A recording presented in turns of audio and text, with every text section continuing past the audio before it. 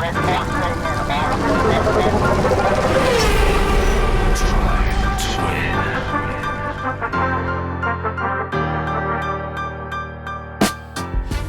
everybody to Drive to Win. I'm Justin Bell here at the Wynn Las Vegas, and so much to talk about. My guest on this week's show is pretty much one of the original superstars, a second generation racing driver, Damon Hill OBE. Very excited to have him on the show, a former Formula One world champion with a lot to say. Now, as you can tell, I'm back here in the Wynn. We did have a week off because so did Formula One. But of course, they came back with a vengeance last weekend for the Hungarian Grand Prix. Now, I have a lot to talk about when it comes to that race, but this place, let me tell you, is getting a little bit more racy by the week. I've shown you before the studio right next door to me, and they have just increased, upgraded, changed the cars that they've got in there on display to people as they walk by. Let me just read this to you. We now have a 2017 Scuderia Toro Rosso. It's the STR12 Red Bull car. We've got the 2022 Alfa Romeo Formula One C42. It's a 1999 Ferrari F399 and a 2013 Ferrari F138. And they're all literally the other side of the wall, kind of behind the camera where you are right now. I'm going to go and check them out later, and we're going to put some social media up about them. But if you are coming to the Wynn, you make no mistake about it, you will find out that this place is starting to really rev up, as they say, for the Heineken Silver Grand Prix, which is coming, of course, in the middle of November. Pretty much the Wynn is the epicenter, and if you want to be a part of it, go to winlasvegas.com/experiences/F1. There are many ways for you to come and watch the race and be a part of it. From the ribbon cutting on the Wednesday night when they opened their whole new paddock area, that state-of-the-art $500 million investment by Formula One into the Las Vegas Strip. It's all go to the green flag on Saturday night. So we're going to be here. We're going to be in the studio. We're going to have the most amazing guests. So I can't wait for you to be a part of it.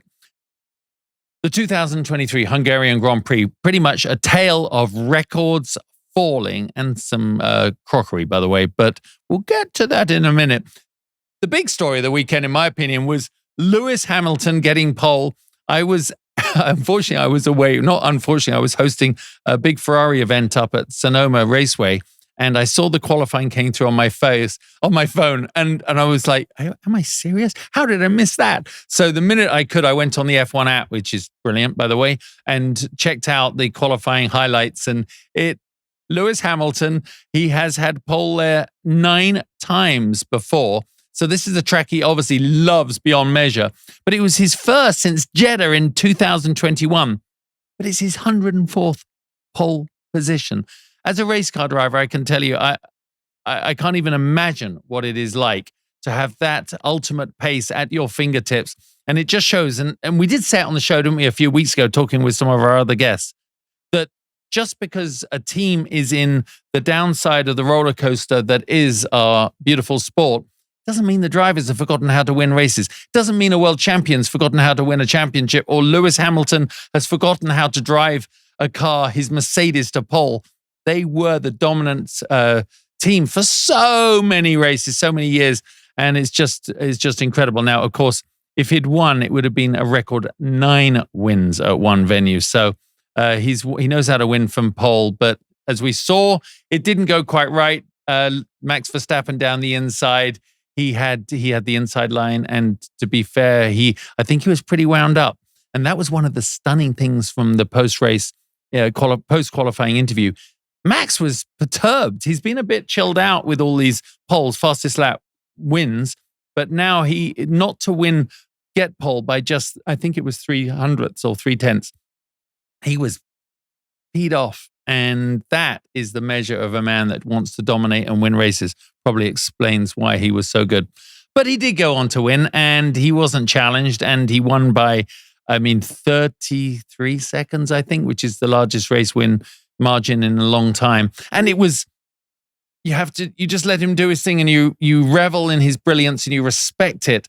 But when it comes to what was happening behind, so many people have said this, and I don't want to be cliched, but if you didn't have him in the race, it would be arguably one of the most exciting Formula One grids, one of the most exciting Formula One races every week that we've ever seen. Because in decades, because it could be any one of these top teams that we've seen improving after their midsummer upgrades, who are now in that position to compete for a spot on the podium. I think it's just rather brilliant. Now, of course, the big records that fell, as I kick this off with, it was the 12th victory in a row for Red Bull, which was something that was set years ago by McLaren have had to go. McLaren were the ones that held it before. I mean, outrageous to have that many wins in a year. But it was 1988, 12 wins in a row. But now, of course, with Red Bull doing that 12 wins in a row, I don't think it's going to stop, is it? I think this could be the season that a new benchmark for Formula One history is going to be created. The drivers that have done it before, Alberto Ascari, Michael Schumacher, Nico Rosberg, and Sebastian Vettel. And a very nice moment on the podium. Nico was doing the post-race interviews, and Max went, "How many did you get?" And you saw Nico go, "Oh, I think I did 8. I think he did 8. Yeah, so 6. So for Max to get 7 consecutive race wins, what's the bet? I guess I'm in Vegas. I'm sure they'd place a bet on it. How many wins in a row is Max going to do? Well, that's, I guess, the big question. Although, when you look at it as well, he is starting to have challenges rising up from the ranks. Not quite ready to take it to him on track, but the nature of the pole position shows these cars, these upgrades, Mercedes have found a lot, McLaren have found a lot. And who knows? It could be when we go to certain tracks, it may start to fall in their direction. The issue is you've got to beat him off the line. You've got to be able to ruin his strategy and let Max have to kind of overtake again. But another wonderful bit of news is after we were all getting a little depressed and a little bewildered, perplexed by Sergio Perez's performance, not getting out of Q1 for the last God knows how many races. He's back. He's back on the podium, and you could tell his relief. I think he was looking a little aggravated by people saying, "You're back, you're back." But to my mind, inside, he must be awfully relieved. And I'm sure Christian Horner and the whole team and his side of the garage, who work very hard on his race car, as do Max's, and they know what the car's capable of. So great to see Sergio back up there in second. As a Brit, Lando Norris coming in second again. He rocked the British crowds by getting second place at the Silverstone Grand Prix just a couple of weeks ago, and everyone's like, "God, can McLaren keep that up?" And I think was it just Silverstone? How were their summer upgrades? But then you come into the Hungarian ring, and he did it again. He did it with he was able to keep Max within, throw an anchor onto the back of the car for a little bit. But Lando showing that he's right up there, and I get his post-race comments. If some of you picked it up, where he was like, "Hey guys, we're not faster than Mercedes. Don't start saying that just because we beat them, we've now got the dominant car." He did a bloody good job. He ran his way out the front, and he stuck his car there and kept it. I don't think personally there's much between the Mercedes and the McLaren, because he's just driving really, really well. But the one that I'm interested in as well is Oscar Piastri. I'm going to sort of think about that for the next race, but he's right up there too. And but for some bad luck, he could have been on the podium. And he's proving that the McLaren is not just a one-horse team. Both those drivers are driving excellently. If you had a pulse and a phone, you realize that Daniel Ricciardo being back in Formula One was, I'm sure the Netflix executives were rubbing their hands with glee, because bringing his trademark smile and his enthusiasm and just the energy he brings to Formula One, which is obviously genuinely the way he is as a happy Australian. Everyone was interested to see how he did, but following his social media journey to get there, his excitement to be back in Formula One, the test that he had at Silverstone for AlphaTauri when he was really quick enough to put the car at the front of the grid the day before in the actual race. It just shows that it was a great decision, and we've discussed so much why they would bring a driver back. It's the technology, it's the investment in them, it's the understanding of the not just the systems on the car, but how to work with a team.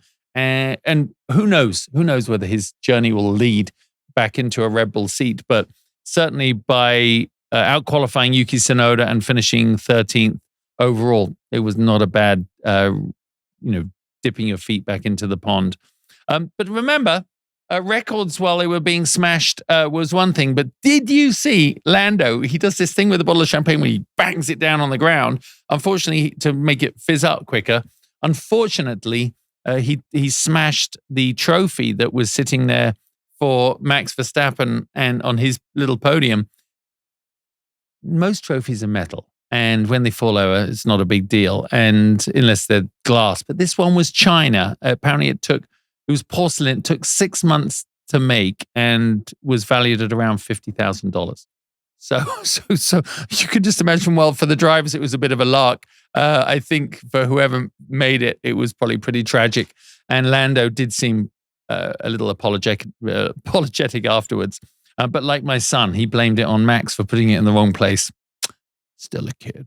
Anyway, after that amazing race, someone that was there who understood, who's always got his finger on the pulse, is my guest for this week. I'm a second generation race car driver, and the first time I came across Damon Hill, other than having seen him at racetracks, was when we were both as part of the Camel Junior program, and I got some great photographs of us all looking very fresh-faced. He was going into Formula 3000 and then on to Formula 1, and I was just starting out. But Damon, he is an OBE, Order of the British Empire, got that from the Queen. His son of the he was the 1996 World F1 champion and son of Graham Hill, who was a Formula 1 world champion back in the 60s. He started out in motorbikes, but then when he went to Formula 1, he took the fight to Michael Schumacher in 1994. Schumi won by a single point, but you got to, as they say, if you want to measure yourself as a sportsman, who did you beat to achieve your biggest goals and trophies? And in Damon's case, Michael Schumacher was his main rival. He's won 22 wins in Formula 1, and 8 of those in the year he won the championship in 1996. He's now one of the top broadcast commentators on the Formula 1 Sky Sports Formula 1 broadcast team, and I couldn't be happier to welcome him here. Damon Hill, welcome to Drive to Win. Thank you very much, Justin. I'm delighted and surprised to be here in Las Vegas, sort of virtually. I mean, I'm not in Las Vegas, but you are. Yeah, that is the magic of our modern communication. I'm here in a casino and you're at home having dinner, which you just finished. And that is the beauty of it. Well, hopefully when you're going to come to the Las Vegas Grand Prix. Is that one of the ones you're going to do? I'm not due to come. I'll tell you one of the reasons I'm not due to come is because I'm due to be in Abu Dhabi with Sky, which is the final race. And by which time I think Max Verstappen will have won, was it 23 Grand Prix yes. In a season? And so, but it's a long old haul from Vegas to Abu Dhabi. And so I don't want to be called someone who's shy of flying long distances. But if I'm not due to be there, then I will probably go straight to Abu Dhabi. But it's going to be one hell of a party, and everyone is, they've been prepared for this one, and they've been talking about it for a long time. It's going to be one hell of a party. So I might be missing that one. I think you are going to miss a party, but they've made a commitment. They're going to be here for years. So I think you'll have year 2. Oh, yeah. Okay. Well, I've been following your exploits. Obviously, I couldn't make it over to the Goodwood Festival of Speed, but you were there driving some kind of tasty stuff, weren't you? Was that a great weekend? As you said, you weren't there the whole time, but was it a great weekend? Every week. Yeah, it's a long weekend. I mean, they start on Thursday as well. They used to start on Friday. Now they go through to Thursday. And virtually every kind of car that has ever been raced will turn up at some point and run up the hill at the Festival of Speed in front of Goodwood House. It's a spectacular setting. Unfortunately, it was wet for 2 of the 3, if not 3 of the days, and quite chilly. But we got there in the end. And I keep calling him Charles March, but he's not. He's Duke of Richmond now. But Charles, Duke of Richmond, he knows how to put on a party and some fireworks. Yeah. It's spectacular. If you've not been, you have to go and take your time, because it's an all-day event for 4 days. Yeah, no, Dad said it was unbelievable, and seeing the cars, and of course, their live stream's great. I really enjoyed it, and the interviews, and seeing everybody, and it's one of those times, along with the British Grand Prix, that I wish I didn't live over here. But well, let's talk about you. Obviously, if you didn't go to Hungary for the race, you were probably plumped down on the sofa watching it like I was. You just said it. Max is on this storming, stampeding, record-breaking run, and I think the 12 victory thing for Red Bull is going to, the eclipsing McLaren's record of 20 years. It's gonna be smashed, isn't it? It's gonna be destroyed. Yeah, there's another one, which is Vettel's 12 race win. Actually, Max hasn't won the 12 races. This has just been Red Bull's run of unbeaten. But I'm not sure if is it actually the whole. Did it include a race from last year as well? I think so. He's on course for, if he carries on doing what he's doing, then he'll break all the records of whether it's an individual driver or in one season, or it's a McLaren's record, and just about every record will be bust to pieces if he carries on like this. And you do wonder whether he can make it all the way to the end, winning every race. Now that would be just remarkable. Highly unlikely. I don't know what the odds are for that. Got to be 1,000 to 1, I'd say. Well, I'm in Vegas. If you want me to place a bet, I am in the right place, right? You are. I'm sure someone here will tell me that, right? I just did. I completely inadvertently slipped in a betting odds line there. So I'm clearly tuned in already to the whole Vegas mindset. Whole purpose of my show. Well, go out. Just go and tell me what you see. You must tell me what odds there are. Someone's going to take a bet, aren't they, in Vegas? And actually, one of the guys who works our show, Nick, who's not here today, he is massive into sports books. So is Jeremiah, my producer, who's already on his phone right now checking it out, I think. So, I mean, other than the Red Bull thing, and I know it's so funny when people are like criticizing this brilliance. You get the fan pushback because no one likes someone dominating that much. But you were part of a pretty healthy dominating run too with Williams. I mean, don't drag me into this. I am. Every team, all the top teams on the grid. If for those longer term fans of Formula One, not just the Drive to Survive fans, they've seen all of Ferrari, Williams, McLaren. Everyone's had their time at the top, haven't they? And Mercedes. Yeah. Why is our sport so cyclical, do you think? I think, well, in the past, what's happened is there's been a change in the regulations that usually gives, let's say it's luck. I mean, it's not luck, it's hard work, but people ultimately have to go down a route and they have to read a set of regulations and they have to say, well, I think using my experience, the right way to go is this. Now, there may be an element of luck in that, but I think in this particular case, it's just simply sheer brilliance. I mean, Adrian Newey is the guy who's famously masterminded the victories of not only my Grand Prix, my World Championship, but also Nigel Mansell's and Alain Prost. I mean, just carries on Sebastian Vettel and Max Verstappen, and he's got the Midas touch. He's an aerodynamicist by trade, and he is influential. And this car, the concept for this car, hit the ground running the beginning of last year when they changed the regulations, and was right from the word go. And they always say that if a car's quick out of the box, that's it. It's done. And everyone else has been tripping over themselves to see and going over their workings and trying to find out where they've got it wrong.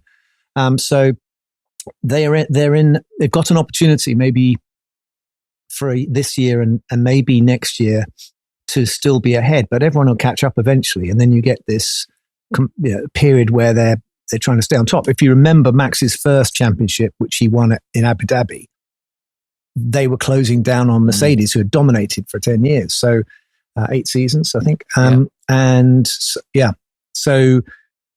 it will go round in circles, but it eventually comes to a point where they can't hold back the tide anymore, and everyone else is onto what they're doing. And what normally happens, or what should happen, is really we have more competition from the teammates within a dominant team. So that's famously where Senna and Prost became the thing to watch.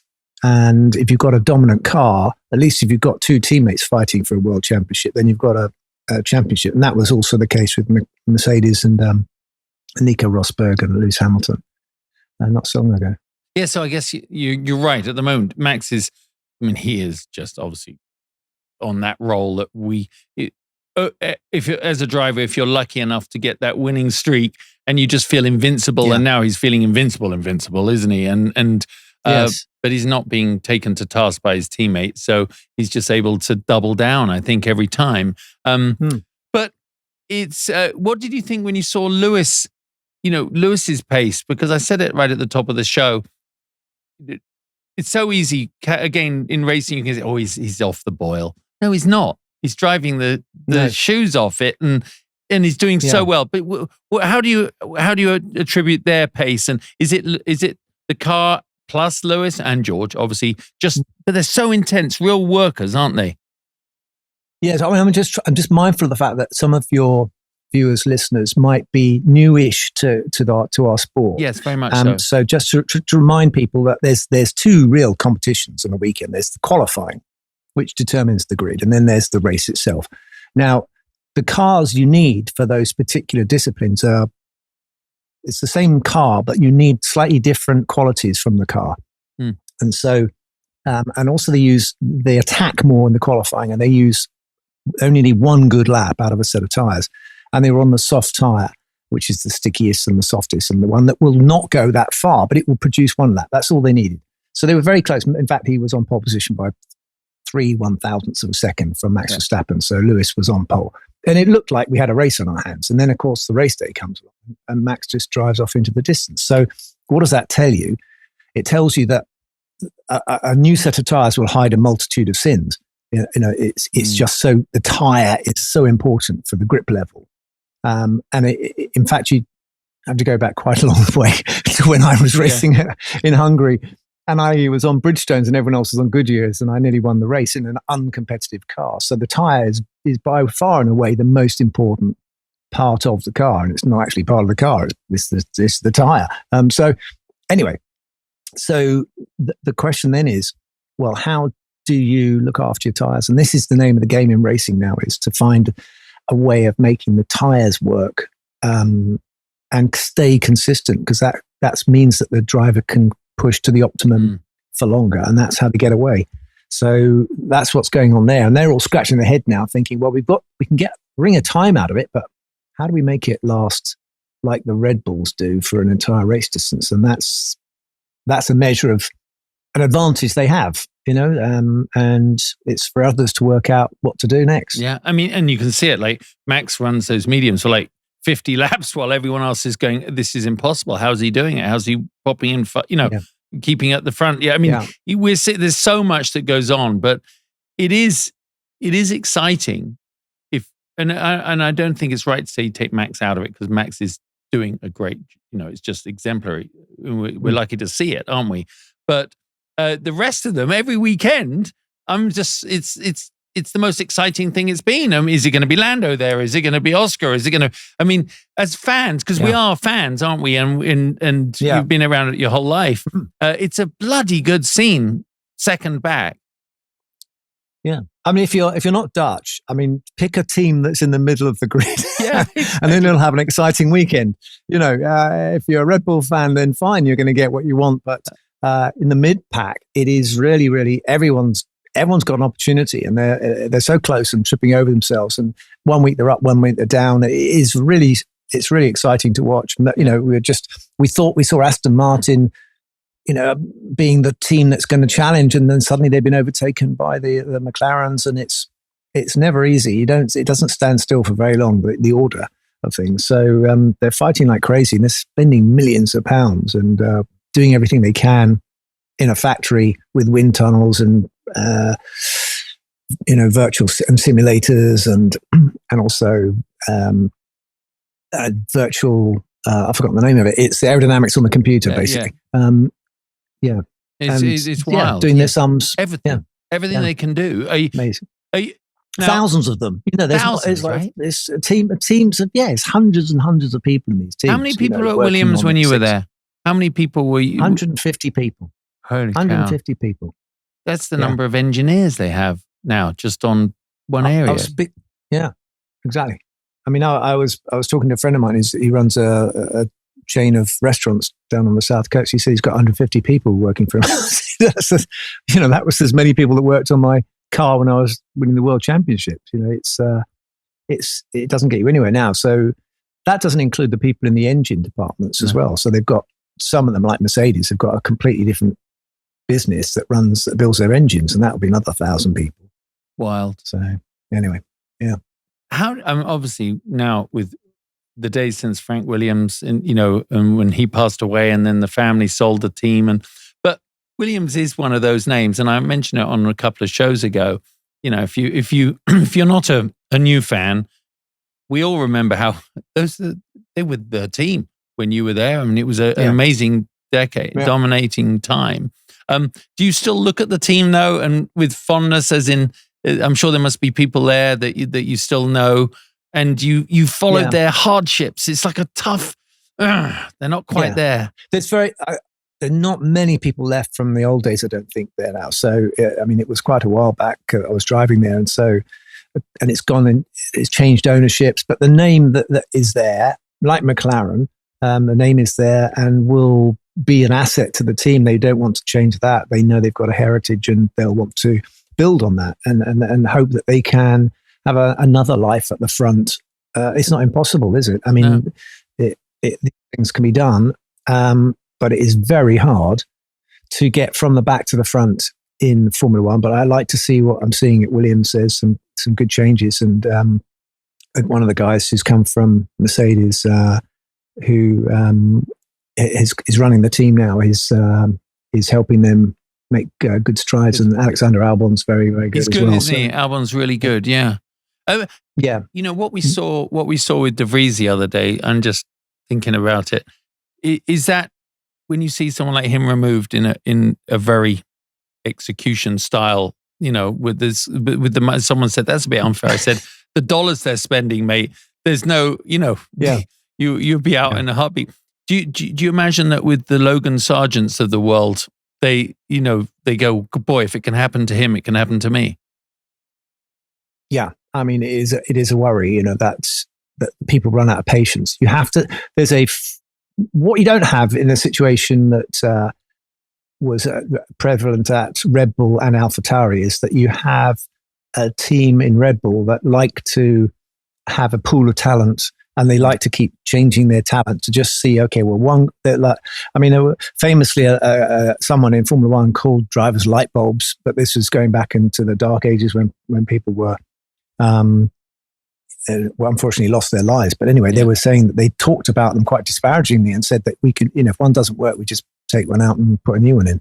That is, it sounds incredibly cruel, but if you think about American football or basketball or football, people are put in teams, they're given a go, and if they don't work, they're put on the bench.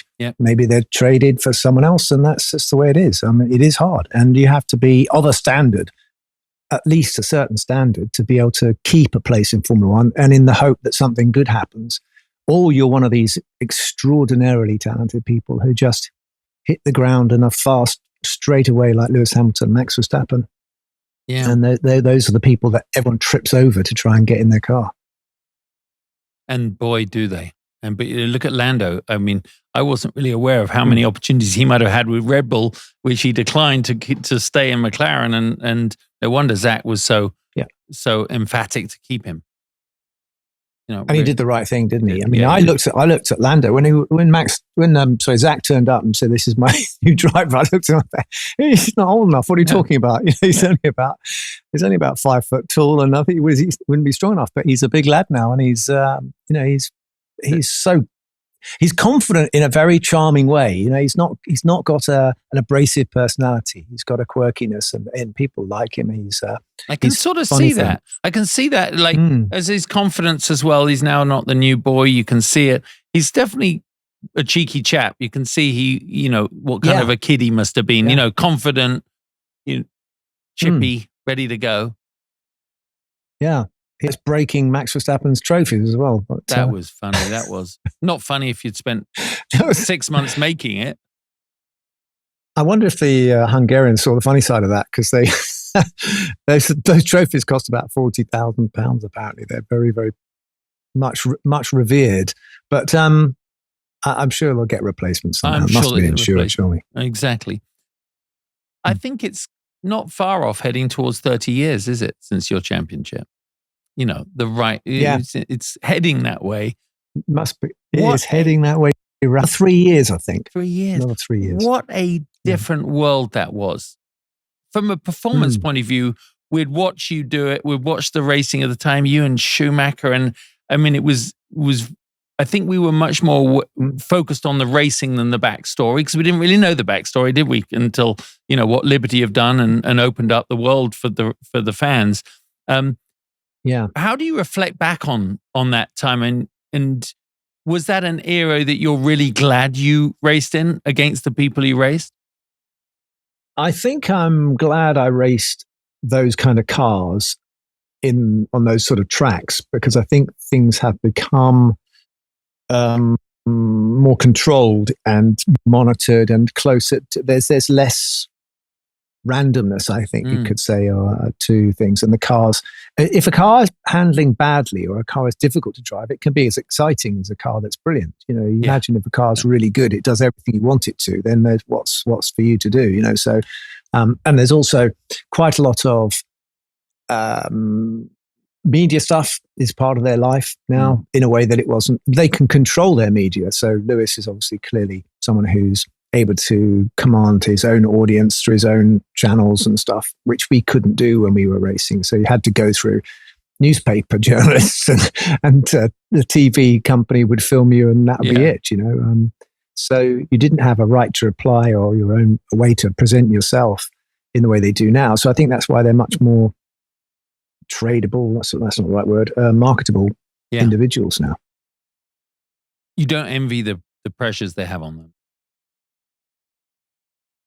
I think this pressure has always been there. It doesn't seem any greater now than it was. I think the pressure is on their time, and the need to perform perhaps some people are natural performers, but if you go back further than me, you go back to a time when there was someone like Jim Clark, who was a very shy. Now, Jim Clark is still regarded as one of the greatest talents ever to have raced, and he was a very shy person. Probably not so good in the media. Your dad would have done well now, though, wouldn't he? Clark? Your dad would have been a raging personality.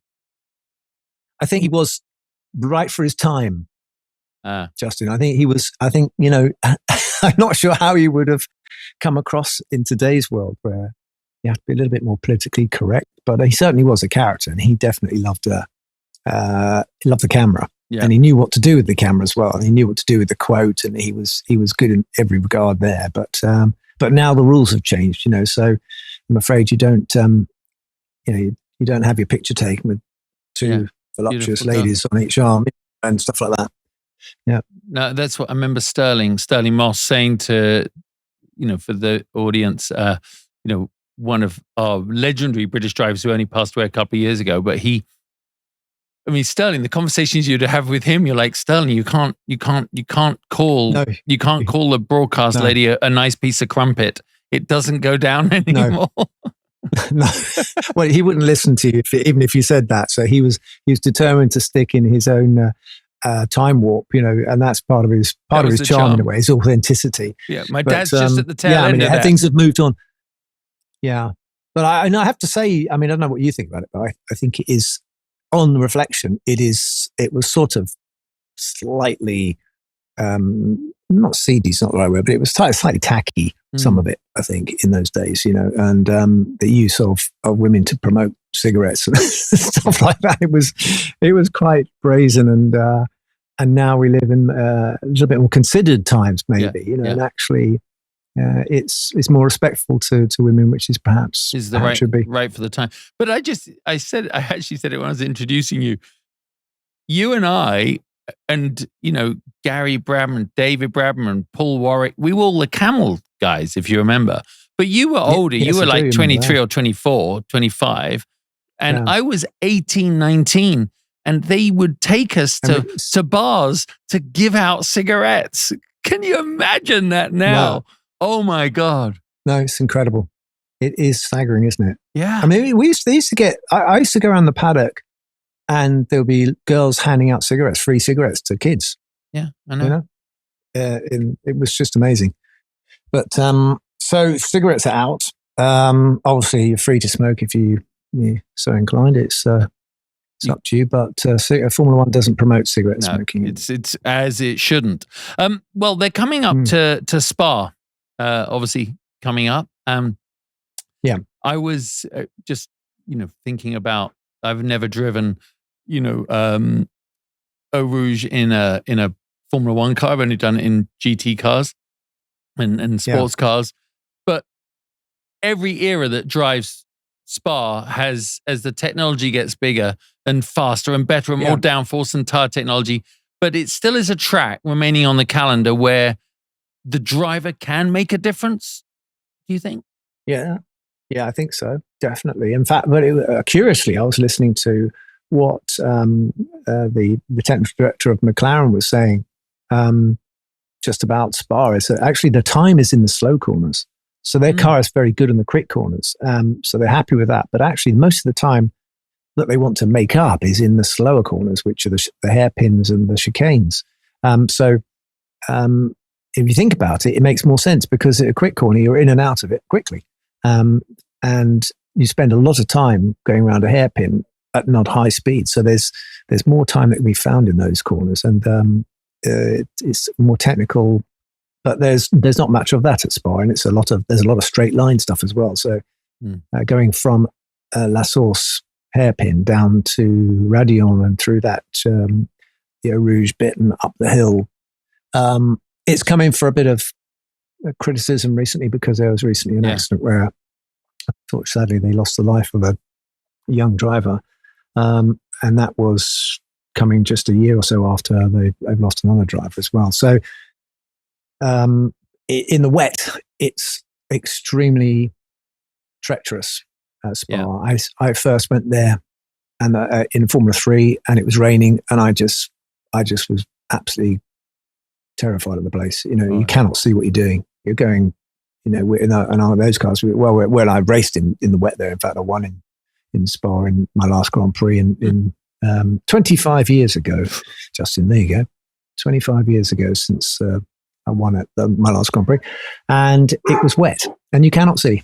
In fact, that's why Michael Schumacher drove into the back of David Coulthard and actually put himself out of the race, but fortunately was not hurt. But he couldn't see that there was a car there in the spray, and that is, that's our big worry with Spa. Yeah, it really is. But then, isn't it interesting as a driver? It makes you just sharpen your tools and cinch your belts a bit tighter, and as a fan it makes you breathe in deeper and wet and wet. You're always wet. It's in the Ardennes forest and it's wet and cold. Bloody wet and cold most of the time. What do you think the storyline? If you're going to Spa, bring wellies. Bring wellies and an umbrella. Wellies. Yeah, but it's it's beautiful setting. Yeah. I mean, it is a beautiful track in the middle of the Ardennes forest, but you're right, it sharpens your attention. And I think these are challenges that we like as racing drivers. We can't be reckless. So that's the thing. Yeah.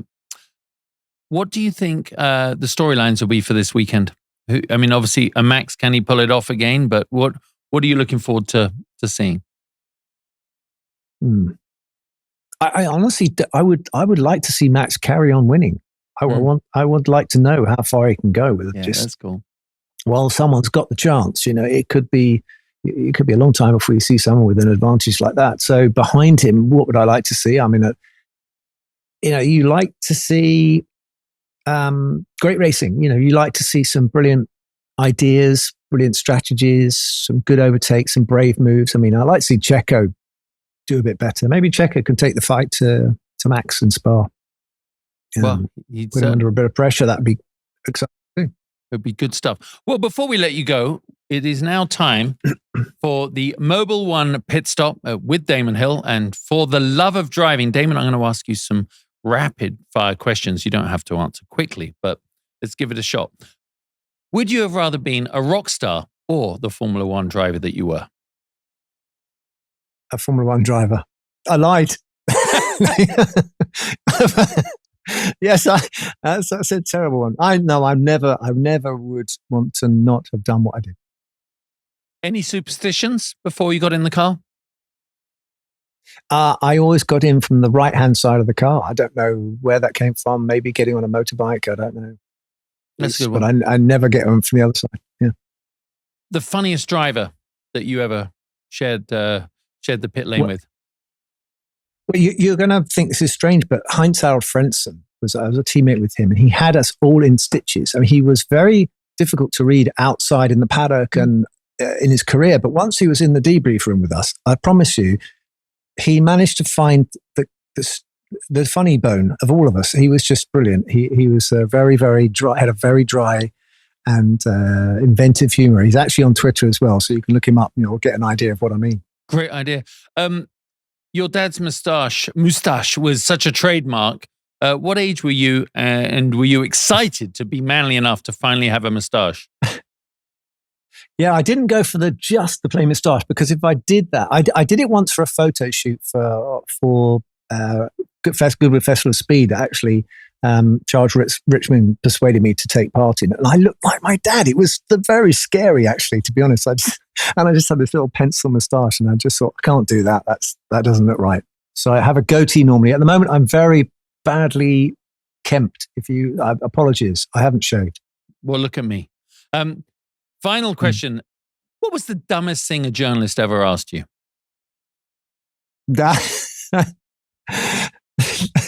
Justin, could it be that question? It could be, right? Well, could be that question. Mine was in the middle of the night at Le Mans. The middle of the night at Le Mans, getting in with my dad, and that Belgian came out. There's a journalist I don't like very much, and he came out and he said, "How does it feel knowing you'll never be as fast as your dad?"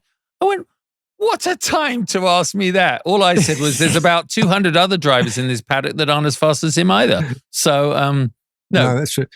Well, my dad could be quite short with people, and he got asked something like that once. He said, "What's the worst question you've ever been asked?" And he said, "When idiots like you come up to me and ask questions like that, just as I'm about to get in the car." So he basically put him in his place a little bit, but basically, don't go up to a racing driver at the wrong moment. They're a bit crabby. They are a bit crabby.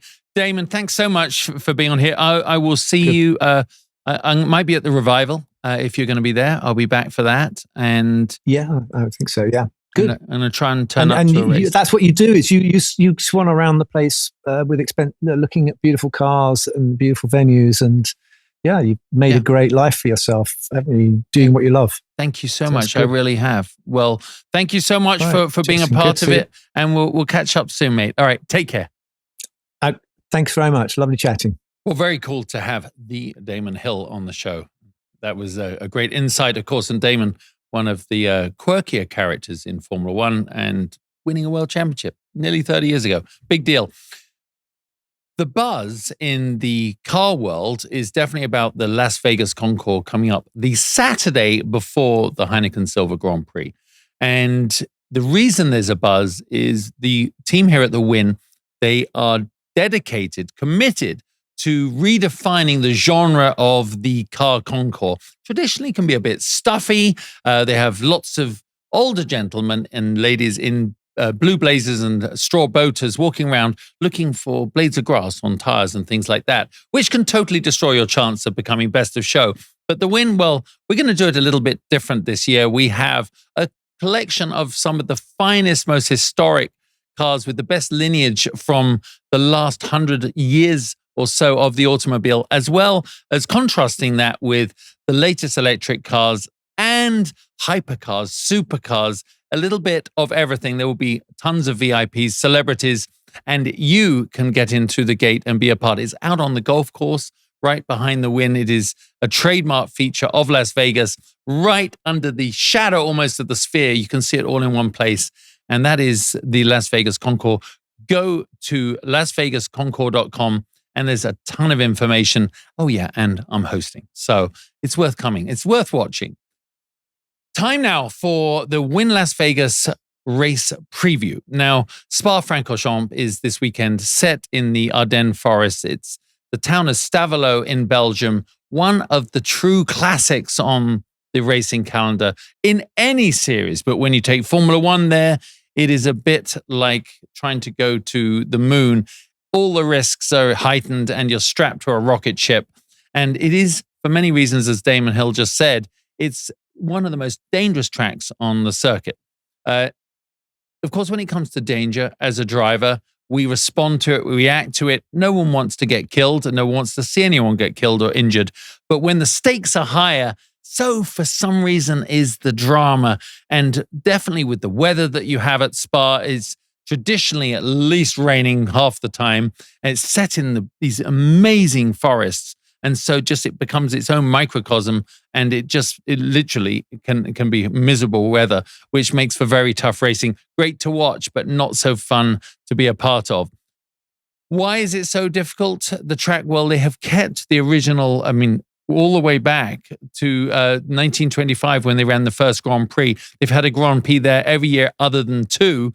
And that's one of those reasons it stays on the calendar with very few alterations other than the mandatory safety upgrades that you'd hope a track would put in. But as Damon just mentioned, we had a death here just not long ago, and there was one last year in the rain, especially coming out of Eau Rouge, which is, everyone talks about it. It's in a Formula One car, flat, left, right, left, up, down the Raidillon straight. And if someone spins, and especially if you're unsighted in the rain, becomes very, very dangerous. But at 4.352 miles, it is non-stop action. And I think we're going to see one of the best races of the year. Can Red Bull extend his win? I love to hear Damon's point of view that, let's see how long he can ride this wave for. Certainly establishing a new record is something that very few people get the chance to do. And Max is in a place to do that. And I know the Dutch army will be behind him on that one. I am happy to see Perez back on form. Can he convert it? Can he was third, but is he going to be able to take the fight more to Max? I think that's a very good point that Damon brought up. But when it comes to Mercedes, are they able to maintain their spot there, right? Just nipping at the heels, getting on the podium. Could they get second place? I think he would have been able to with a little bit more time out there. So I'm just excited. George Russell, he's the guy that, I'm a huge George Russell fan, but things haven't gone quite his way, although he's always there or thereabout in the top 6. So I think that's going to be a fun storyline. I think when it comes to McLaren, while Lando is definitely, flying the British flag very high right now, and he seems to be in a position to take the better results, Oscar Piastri has been right there, and were it not for just a couple of unlucky moments, I think he would have had a better ability to score on the podium. So that is a duo where equal teammates of amazing, sublime talent, both young, both hungry, both with a lot to prove, both with the potential to be future world champions in Formula One. I think you're going to see great inter-team rivalry between them. They do take it to each other on the track, and we saw some moments with Oscar out there when Perez went by him and he just fought straight back on the outside. I'm thinking that's the beauty of being young, brave, and in a way not knowing any different. If someone overtakes you, you try and take them back. You don't play the game. So I'm excited to see Oscar Piastri and how he does. It is the 3rd sprint weekend of the year. And as you know, with that come the increased demands on track time. You've got to qualify, you've got to race, you've got to qualify again for the race on Sunday. So a lot to play for. The upgrades generally have been installed in the cars, tested this past weekend at Hungaroring, and they're in full force going into Spa. So I think we're going to just have an amazing time. Well, as you know, I mentioned it at the top of the show, this place is getting real racy in the build-up to the Heineken Silver Grand Prix of Las Vegas. And the Wynn Las Vegas is certainly the place to be. Now, you can go along to winlasvegas.com/experiences/F1 for more information. And there's a lot in there, not just about a lot of information, just about being here at the Grand Prix and obviously staying here and the kind of packages you can to get involved. And remember, you have the Grandstand package, the Paddock Club package, the Wynn Grid Club, and then, believe it or not, $1 million package. So for the rare air of the people that can afford that, this is the place to be. Well, I've had a great time. Really looking forward to this weekend's race, and I will see you again next week. Have a good time. And remember, Drive to Win. It's the place to be. Please share the news with your fans, on your own friends on social media, and follow us at Drive to Win on Instagram. And there's 2 ways to watch this. If you enjoy it on any of the places you normally get your podcast, that's one thing. But we're a very visual show, so check it out on YouTube. Anyway, I'm Justin Bell. See you next week.